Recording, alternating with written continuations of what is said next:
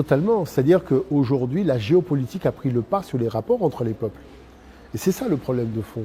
C'est-à-dire qu'on n'hésite pas au Nord à falsifier l'histoire du Sud, alors que tout le monde sait que c'est dans le Sud qu'est née la civilisation. Vous savez, les Européens, il n'y a pas si longtemps, c'était des nomades. Les Arabes, c'était des nomades. Les Juifs, c'était des nomades. Les nomades ne construisent pas de villes. C'est pour cette raison que l'Europe, c'était une femme africaine. Et les villes existaient avant l'arrivée des Occidentaux en Europe. Son frère Cadmos, c'est lui qui a apporté l'écriture aux Noirs qui vivaient en Europe. Les Européens sont arrivés après. Quand vous prenez par exemple la Rome antique, mais savez-vous que des Noirs vivaient en Italie avant l'arrivée des Caucasiens? C'est eux qui ont inventé l'Empire romain, la première cité de Rome a été fondée par ces gens. C'est eux qui ont inventé le latin, c'est eux qui ont inventé la notion de cité, c'est eux qui ont inventé les monuments, c'est eux qui ont inventé le système hydraulique, les ponts, les aqueducs. Mais les aqueducs existaient déjà en Italie avant l'arrivée des Caucasiens. C'est de cela dont il s'agit. C'est-à-dire que l'Europe se sert d'une histoire qu'il invente, l'Europe invente une histoire pour se glorifier auprès des pays du Sud, sauf que quand vous allez dans une bibliothèque, vous dites, mais attends, le gars il se prend pour quelqu'un qui a tout inventé. C'est-à-dire il aurait eu un cerveau au-dessus de tous les autres cerveaux. C'est pas possible. Ce qui colle pas, c'est la dimension du nomade. Je vous prends un exemple. On vous dit que l'Afrique, comme elle est polythéiste, elle ne peut pas rentrer dans la sphère de la modernité. Et on vous fait regarder la Grèce. Mais savez-vous que les Grecs étaient polythéistes? Donc quand les Grecs sont polythéistes et on vous dit que le logos vient des Grecs, le fait qu'il soit polythéiste, ça dérange personne. Mais quand c'est l'Africain qui parle dans son logos, on lui dit qu'il était polythéiste. À quel jeu vous jouez? Est-ce que vous comprenez l'affaire? Parce que regardez, l'Afrique a toujours été monothéiste depuis le début, regardez les textes.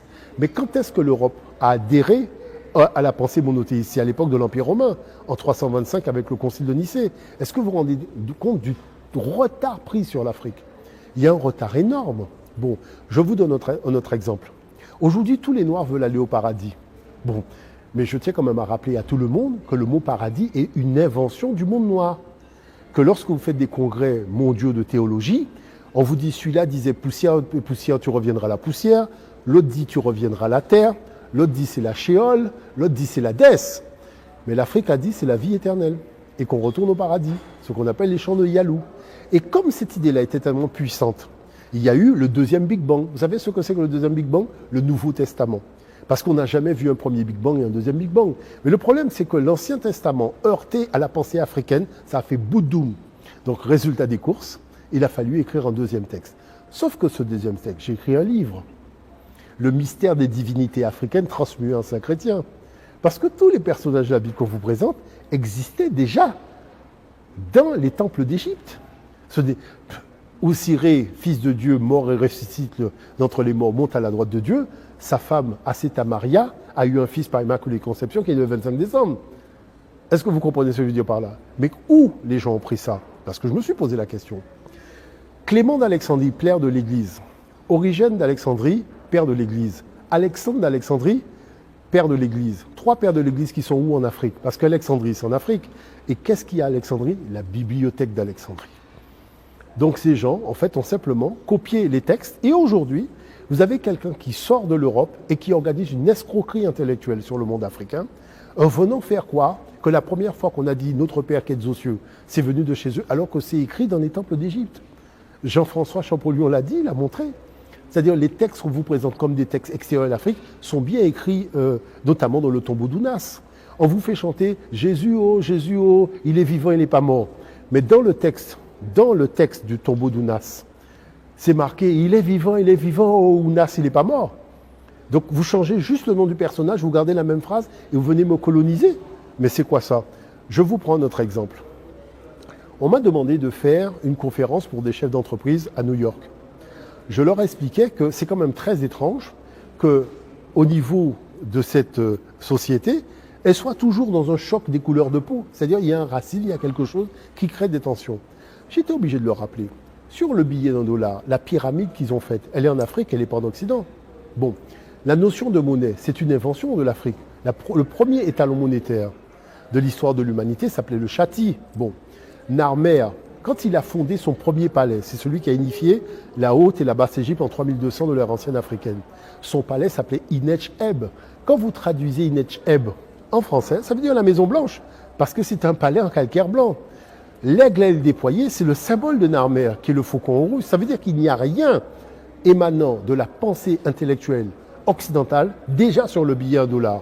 Et c'est sur le billet $1, ils veulent imposer leur hégémonie sur le monde, alors qu'il n'y a rien qui correspond à la maturation de leur pensée.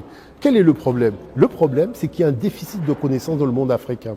Parce que s'il y avait cette connaissance-là, on ne serait pas impressionné, on ne chercherait pas nos modèles civilisationnels à l'extérieur du continent africain. Parce qu'on a compris une chose, tous les peuples, même prenons par exemple la problématique de Confucius. On vous présente un Confucius chinois, alors que vous allez à la fondation de Confucius à Shanghai, il n'a rien à voir avec un chinois, c'est un noir. Vous allez voir Bodhidharma du temple de Shaolin, mais sa statue est là, c'est un noir. Donc comment ça se fait que vous voyez des choses que vous externalisez par rapport au nombril africain, et quand vous rentrez et vous allez regarder, mais dites aux Africains qui voyagent en Asie d'aller dans les musées. Tous les Asiatiques que vous voyez là aujourd'hui, il n'y a pas très longtemps, leur arrière-grand-mère était noire, avec les cheveux crépus. Et c'est ce que vous voyez dans les musées.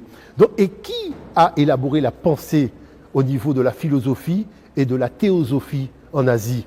Ce sont leurs ancêtres noirs. Ce sont en Inde, Krishna, Vishnu, ce sont des noirs.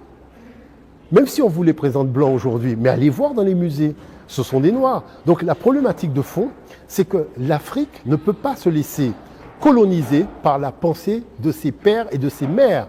Il y a un déficit de connaissances qu'il faut régler.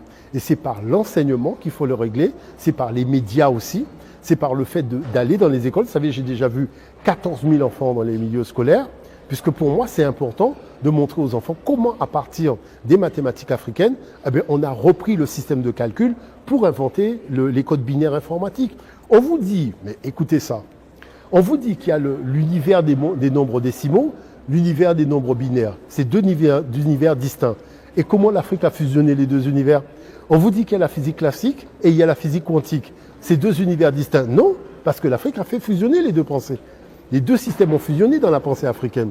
Donc ce qui veut dire que quand je dis que la pensée africaine n'est comparable à aucune autre forme de pensée, j'ai des preuves. Mais je peux vous faire écouter ce qu'a dit M. Iglash. Je peux vous faire écouter ce qu'a dit M. Wilbrook.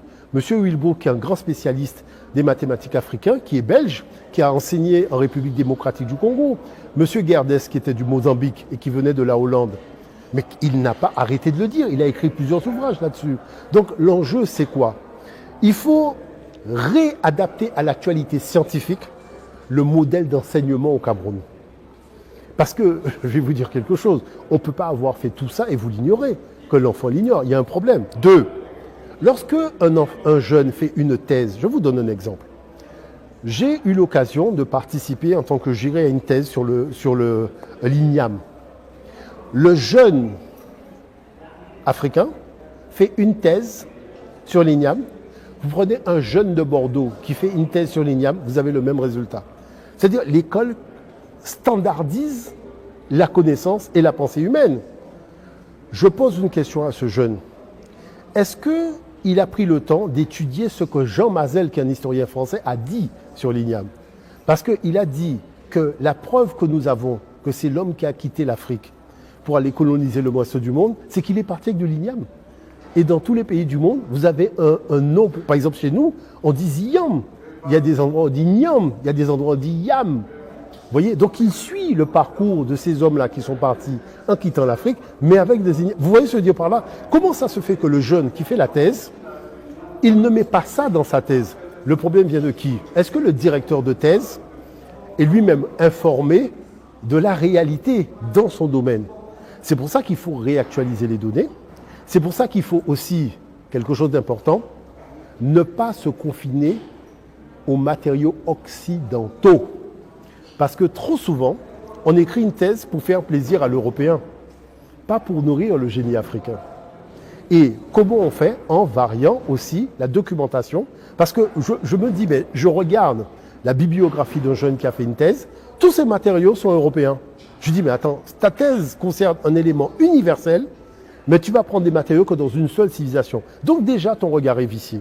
Parce que si tu allais voir en Amérique du Sud, si tu allais voir en Asie, si tu descendais dans la Caraïbe, tu verrais aussi des choses nouvelles qui peuvent enrichir ton travail de recherche. C'est ça qu'il faut faire.